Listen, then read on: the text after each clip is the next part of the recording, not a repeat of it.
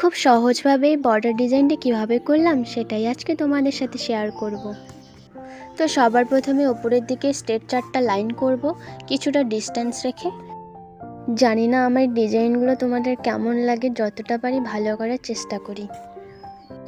তো যাই হোক, আমার লাইনগুলো অনেকটা ফাঁকা হয়ে গেছে, কোনো ব্যাপার না। এরপর নিচের দিকেও 4টা লাইন করব।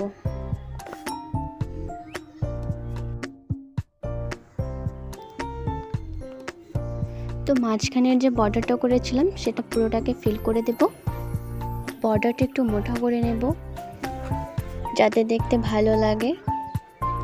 উপরের লাইনটা একটু মোটা করে নিলাম, তারপর সেই লাইনগুলো নিচে আরকা করে নেব।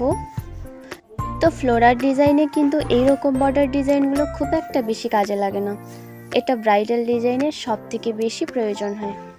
তো যাই হোক, উপরের দিকে এবং নিচের দিকে আরকা ডিজাইন করে নিয়ে মাঝখানের জায়গাটুকু আমি ছোট ছোট বক্স করে নিয়েছি। তো প্রত্যেকটা সমান ডিস্টেন্স রেখে করেছি, আর 3টা করে লাইন করে দিয়েছি। আর সেই বক্সগুলোর প্রত্যেকটার ভেতরে দিকে উল্টো দিকে ইউ টাইপের লাইন টেনে নিয়েছি। তারপর ভেতরের ফাঁকা জায়গাটুকু ছিল সেগুলো প্রত্যেকটাতেই ছোট ছোট ঝুমকো টাইপের ডিজাইন করে নিয়েছি। তো এভাবেই পুরোটা কমপ্লিট করে নিয়ে ঝুমকোগুলোর ভেতরে দিকে ফিল করে নিয়েছি।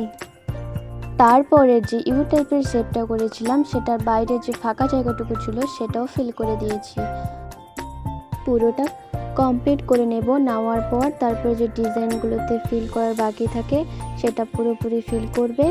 তো এভাবে পার্ট পার্ট করে কমপ্লিট করে নিলেই কিন্তু ডিজাইনটা অনেক সুন্দর হয়। তো আজকের ডিজাইনটা তোমাদের কেমন লেগেছে তোমরা অবশ্যই জানিও।